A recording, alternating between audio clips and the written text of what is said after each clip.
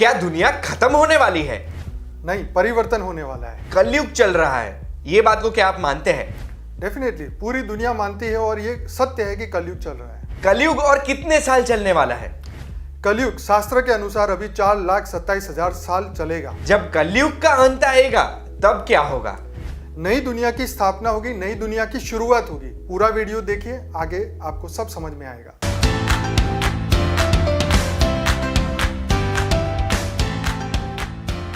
आप देख रहे हैं एक बात कहूं, मेरा नाम है गूंज ठक्कर और आप समझ ही गए होंगे कि आज दुनिया के अंत के बारे में और ये कलयुग, सतयुग, ये सारे युग के बारे में बहुत सारे प्रश्न हैं मुझे। ये प्रश्न क्यों आए?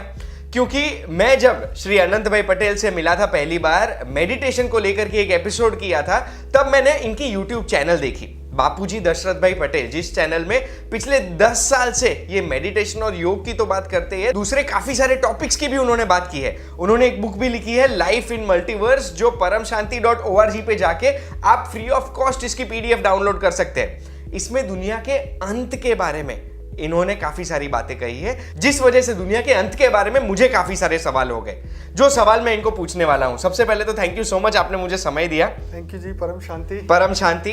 तो सबसे पहला प्रश्न जो मैं आपको पूछना चाहता हूं वो ये है कि प्रूफ क्या है कि अभी कलयुग चल रहा है? देखिए, भारत के शास्त्रों के अंदर कलयुग की निशानियां बताई है और उस निशानियों को हम सब देख रहे हैं। इस दुनिया में क्या हो रहा है?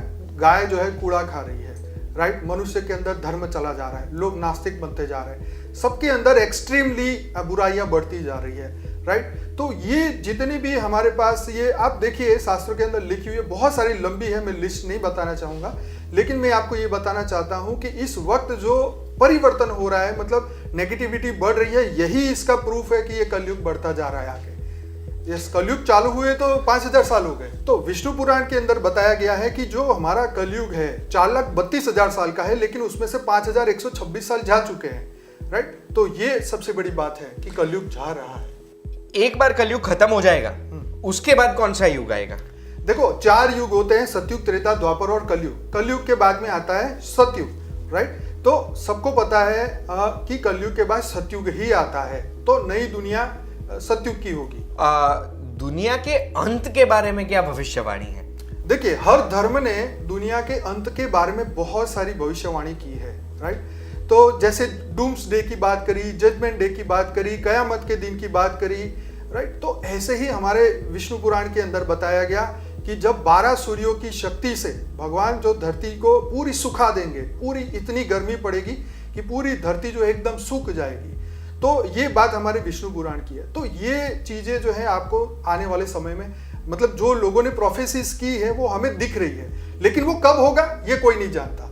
ये आज होगा, कल होगा, परसों होगा, कि कितने साल, 1000 साल बाद होगा, ये पता नहीं। अब आपने मुझे कहा स्टार्टिंग में कि दुनिया का अंत नहीं होगा, परिवर्तन होगा। जी जी, बिल्कुल। उसका क्या मतलब है? देखिए, परिवर्तन का मतलब ये है कि देखो, ये जो है, ये जो चक्र है, ब्रह्मांड का चक्र एंडलेस चक्र है, राइट? तो पहले ये कितने परार्थ, 2 परार्थ तो ब्रह्मा जी के बीत चुके हैं, उसके अंदर कितने चतुर्युग, कितने ये युगों का चक्र घूम चुका है, राइट? तो ये चक्र घूमते घूमते जो है अभी ये कलयुग के एंड में हम खड़े। लेकिन अब जो परिवर्तन आएगा, जैसे हमारे बापूजी ने भविष्यवाणी की है कि परिवर्तन होगा, मतलब नए युग, पूरा अनंत कोटि ब्रह्मांड बदलेगा, पूरा मल्टीवर्स बदलेगा, क्योंकि हर जगह पे जीवन है और हर जगह पे ब्रह्मा विष्णु शंकर की दुनिया है, राइट? तो ये परिवर्तन का समय है। दिव्य आत्माएं धरती पे आ चुकी है, वो अपने संकल्प शक्ति से पॉजिटिव वायुमंडल क्रिएट कर रहे हैं, 33 कोटि देवताओं को जगाने का पूरा प्रयास हो रहा है, तो और जाग भी रहे हैं। तो इसीलिए ये भविष्यवाणी है कि परिवर्तन होगा और एक नई दुनिया बनेगी, जिसके अंदर दुख दर्द नहीं होगा, ये मृत्यु लोक नहीं होगा, और हम सब सदा के लिए अमर रहेंगे। इसका आप मुझे प्रूफ क्या दे सकते हैं?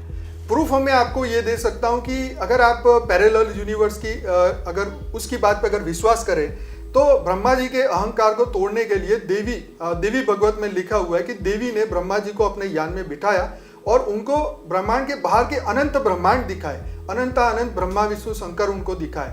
तो ये पैरेलल यूनिवर्स के अंदर की दुनिया को अस्तित्व में दिखाता है कि वो है, राइट? फिर एक और कहानी है, जैसे द्वारका के अंदर भगवान कृष्ण को मिलने के लिए हमारे ब्रह्मा जी, ब्रह्मांड के ब्रह्मा जी आए, तो द्वारपाल ने उनको रोका और पूछा कि आप कौन से ब्रह्मा हो? तो वो सोच में पड़ गए कि ब्रह्मा तो मैं एक ही हूं, तो ये किन की बात कर रहा है? तो फिर उन्होंने भगवान कृष्ण ने अनंत ब्रह्मांड ब्रह्माओं को बुलाया, तो कोई 5 मुख वाले थे, कोई 10 मुख वाले, कोई 1000 मुख वाले, कोई लाख मुख वाले थे। तो इतने सारे ब्रह्मा जी जब धरती पे आए तो हमारे ब्रह्मांड के ब्रह्मा जो है वो सोच में पड़ गए कि इतनी बड़ी दुनिया है, इतना बड़ा गजब है। तो ये बता रहा है कि कुछ ऐसी दिव्य आत्माएं होती हैं, उनको परिवर्तन का पहले से ज्ञान हो जाता है कि अब समय बदल रहा है, राइट। तो वो जागृति उनके अंदर आती है और वो उसके अनुरूप कार्य करते हैं। तो इसीलिए ये परिवर्तन की बात कही कि अब क्योंकि दिव्य आत्मा इस वक्त इस ब्रह्मांड में आ चुकी है, इसीलिए ये परिवर्तन का समय आ चुका है। तो आपके अनुसार आपको क्या लगता है कि परिवर्तन होगा, उसके बाद क्या होगा, दुनिया के अंत के बाद क्या होगा? देखो, ऑब्वियसली कि एक पुरानी दुनिया खत्म होती है तो नई दुनिया आती है। मान लीजिए कि इस वक्त धरती पे 700 करोड़ लोग हैं एज ए ह्यूमन, मनुष्य को हम गिने तो जब एक नई दुनिया, तो सतयुग में इतनी सारी पॉपुलेशन नहीं थी, राइट। सतयुग के समय में बहुत कम पॉपुलेशन थी, फिर त्रेता में थोड़ी और बढ़ी, फिर द्वापर में थोड़ी और बढ़ी और कलयुग में 700 करोड़। तो जो दिव्य आत्माएं हैं वो फिर से उनको पहले तो वो मोक्ष का समय, जो शिव ने ये ब्रह्मांड को बनाया, वो शिव इस ब्रह्मांड को अपने अंदर समा देगा। जितनी भी आत्मा है उनको पहले अपने अंदर समा लेगा, फिर जो आत्मा जिस योनि में है उस योनि में उसको वापिस, जब नया ब्रह्मांड बनाया जाएगा तब उनको वापिस धरती पे लाया जाएगा जिस योनि में वो है। मान लीजिए कोई आज गधा है या कुत्ता है या कोई शेर है, तो वो जो जीव है वो फिर से उसी तरीके से आएंगे, लेकिन टाइम पे आएंगे। मान लीजिए डायनासोर की बात करें तो डायनासोर भी थे और वो फिर आएंगे, लेकिन वो समय बदल जाएगा इस धरती के ऊपर, क्योंकि धरती को बने 400 करोड़ साल से ज्यादा टाइम हो चुका है, जो कि साइंस भी बोलती है कि 400 करोड़ साल हो चुके हैं, क्योंकि हमारे शास्त्रों में लिखा है। तो कयामत के दिन की जो आपने बात कही, वो जजमेंट डे या कयामत के दिन पर आपके हिसाब से किसे सबसे ज्यादा पीड़ा होगी, कौन सबसे ज्यादा सफर करेगा? देखो, जैसे नास्तिक लोग बोलते हैं कि भगवान नहीं है, भगवान नहीं है, और अचानक भगवान सामने आ जाए तो उसको लगे मेरा जीवन तो वेस्ट हो गया ना, मैं तो क्या क्या सोचा था और क्या हुआ है। हर मनुष्य ये सोचता है कि मैं क्या सोच रहा हूँ और क्या हो रहा है, राइट। जब वो गलत ठहरता है तब उसको दुख पड़ता है। तो हमें ये जन्म मिला है, मनुष्य योनि मिली है हम परमात्मा की प्राप्ति के लिए। अगर हम परमात्मा को ही याद नहीं करेंगे तो हमारा सबसे ज्यादा तो कौन रोएगा? वही रोएगा जिसने परमात्मा के अस्तित्व को नहीं माना, जो खुद दिव्य आत्मा होते हुए भी अपने आप को 84 लाख योनि का जीव मानता रहा। तो सबसे ज्यादा दुखी तो वही होने वाला है। और खुश कौन होगा? कि जो परमात्मा की प्राप्ति के मार्ग पे चला है वो सबसे ज्यादा खुश होगा। अब भारत को लेकर के क्या भविष्यवाणी है? देखो, हमारे बाबूजी कहते हैं भारत तो नंबर 1 बनेगा, पूरी दुनिया में नंबर 1 बनेगा। और आप देख रहे हैं कि जितने भी बड़ी कंपनियों के सीईओ ज्यादातर सब हमारे हिंदुस्तान से, इंडिया से। ये क्या बताता है कि सबसे ज्यादा बुद्धि जो है हमारे भारत के लोगों में है, और भारत जो है एक दिन सोने की चिड़िया बनने वाला है, क्योंकि वो पहले भी था, आज भी है। ये देवताओं की भूमि है, ये भगवान की भूमि है। ये पृथ्वी भगवान ने अपने दिव्य एकदम पावर से बनाई गई थी। ये तो पैसेज ऑफ टाइम है, सतयुग, त्रेता, द्वापर, कलयुग में वो डाउन हो गई, लेकिन रियलिटी में जो आत्माएं धरती पे हैं वो तो दिव्य आत्मा है। और वही दिव्य आत्मा जब जागेगी तो नंबर 1 बनना ही है भारत। सिंपल सी बात है, क्योंकि जो पहले पावर थी वो आत्मा जब इमर्ज कर लेगी तो वो बन जाएगा। मैं देवता था और मैं मान लूं कि मैं देवता था तो मैं अपने आप अच्छे कर्म करने लगूंगा, तो दुनिया बदल जाएगी। दुनिया के अंत को लेकर मुझे तो जितने प्रश्न थे मैंने पूछ लिए अनंत भाई पटेल को। आपको अगर कोई प्रश्न है तो कमेंट में आप पूछ सकते हैं। एक और बार मैं आपको याद दिलाना चाहता हूं, इनकी एक यूट्यूब चैनल है बापूजी दशरथ भाई पटेल के नाम से, जिसमें रोज ये मेडिटेशन तो करते ही है, उसके अलावा काफी सारे अलग अलग टॉपिक्स के ऊपर कई सारी बातें हमें बताते हैं। परमशांति.org करके इनके ट्रस्ट की एक वेबसाइट है, परम शांति ट्रस्ट की, जिसके ऊपर इन्होंने जितनी भी बुक्स लिखी है वो फ्री ऑफ कॉस्ट हम डाउनलोड कर सकते हैं। इसके लिए खूब खूब धन्यवाद आपको।